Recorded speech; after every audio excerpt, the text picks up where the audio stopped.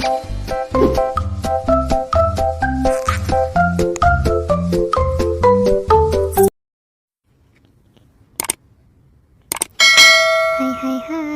welcome back to my YouTube channel. Jangan lupa like, comment, dan subscribe ya. Oke, next kita lanjutin ya ceritanya. Bab 5, Kucing dan Tikus. Setelah selesai di kamar mandi, Devi pun keluar. Ia melihat Chico yang tengah asik duduk di ranjang sambil memegang HP miliknya. Giovanni, aku ingin pulang, ucap Devi sinis. Bagaimana perjanjiannya? Kau sudah memikirkannya? Aku tidak ingin menikah, teriak Devi. Aku tidak menerima penolakan. Aku gak mau dipaksa. Pokoknya kamu harus mau, paksa Chico. Tidak, aku tidak mau.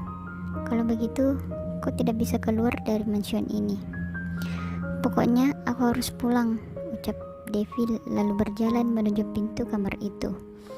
Namun, pintu itu masih saja terkunci. Kau tidak akan bisa pergi dari sini, ucap Chico. Aku mau pulang, aku tidak mau di sini, teriak Devi meraung-raung. Di luar sana banyak yang mau jadi istriku, sedangkan kamu jadi istri kontraku saja kau tidak mau. Kalau begitu cari orang lain saja. Aku nggak mau, kata Devi. Baiklah, tapi kau akan kehilangan pekerjaanmu dan tidak akan diterima di tempat manapun, ucap Chico yang menatap tajam ke arah Devi. Aku ingin pulang, pekik Devi. Oke, baiklah, kau boleh pergi, ucap Chico lalu membuka pintu kamarnya dan membiarkan Devi pergi. Devi pun langsung berlari untuk keluar dari mansion itu. Devi berjalan menyusuri mansion besar miliknya, sedangkan Chico mengikuti langkah Devi dari belakang. Banyak pelayan dan pengawal yang menyaksikan itu. Waktu pun menunjukkan pukul 1 dini hari. Devi tetap ingin pergi dari mansion milik Chico.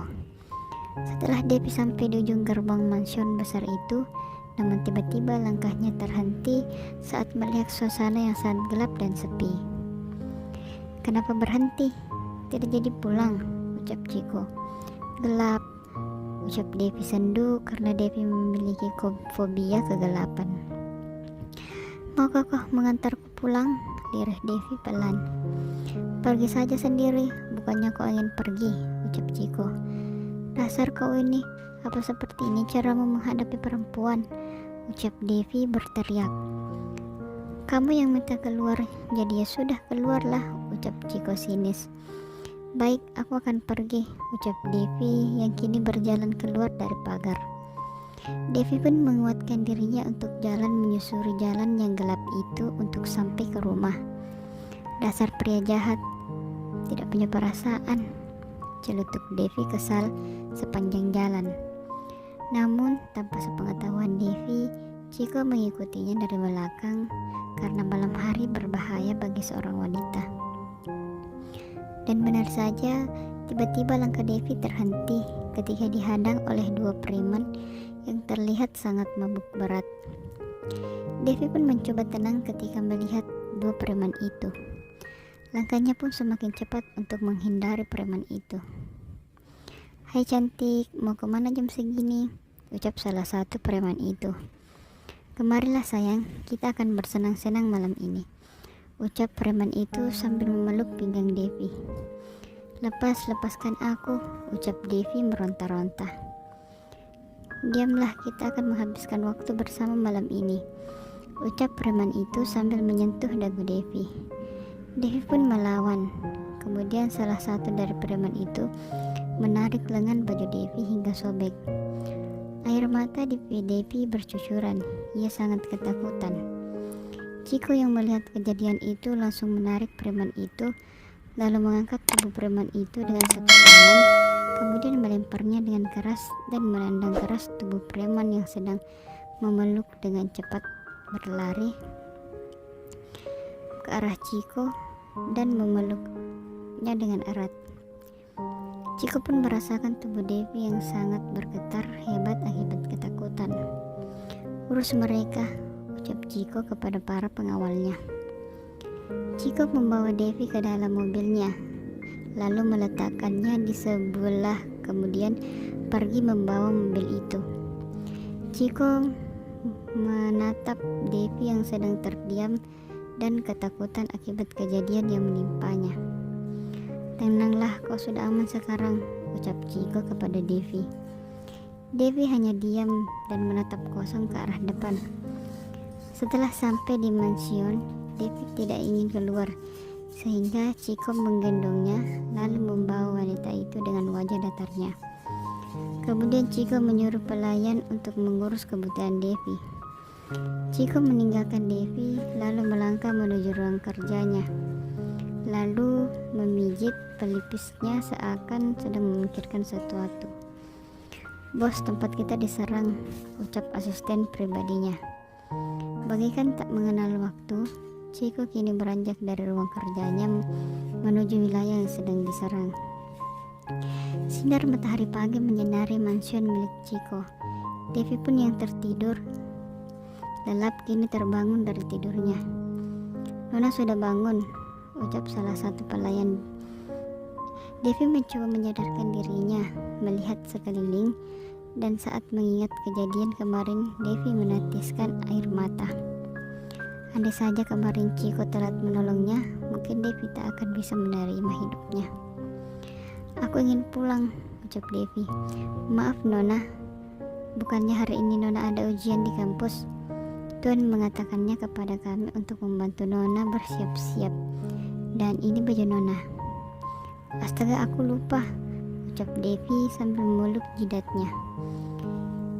Devi mengingat hari ini dia ada ujian untuk akhir semester. Devi pun bergegas ke kamar mandi lalu mandi.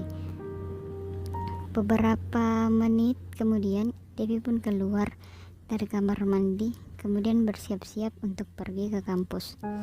Devi terkejut, heran mengingat bagaimana Ciko mengetahui kampusnya. "Aku lupa dia punya segalanya. Dia bisa menyuruh bawahannya untuk mencari tahu informasi tentangku," celoteh Devi dalam hati. "Anda sangat cantik Nona," ucap pelayan itu, memuji kecantikan Devi. "Aku tidak cantik kok." "Tok tok tok, masuk," teriak Devi saat seorang mengetuk pintu kamar itu. "Nona, ini sarapan Anda," ucap pelayan itu, sambil membawa beberapa roti panggang untuk sarapan pagi Devi. "Mengapa kalian repot-repot? Aku biasanya sarapan di kampus." Devi merasa tidak enak dengan semua perlakuan para pelayan. "Kami hanya mengikuti perintah Tuan Muda." "Baik, terima kasih," ucap Devi tersenyum manis. Kemudian pelayan yang membawa sarapan itu pergi meninggalkan kamar itu. Devi pun memakan roti itu sambil berkata, "Giovanni di mana? Aku belum melihatnya," ucap Devi bertanya kepada para pelayan. "Hah?"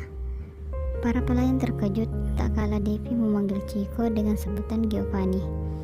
Selama ini semua orang dilarang oleh Ciko untuk memanggilnya Giovanni, karena panggilan itu hanya boleh diucapkan oleh ibunya. "Di mana pria menyebalkan itu?" tanya Devi. "Tuan sudah berangkat sejak pukul 4 pagi," jawab pelayan itu. "Dia bekerja sepagi itu. Tuan jarang menghabiskan waktunya di sini. Ia hanya kembali dalam waktu sejam, kemudian pergi lagi, dan kami sudah terbiasa dengan itu," ucap pelayan itu menjelaskan kepada Devi. "Oh, pantas saja dia kaya," lirik Devi pelan. "Terima kasih."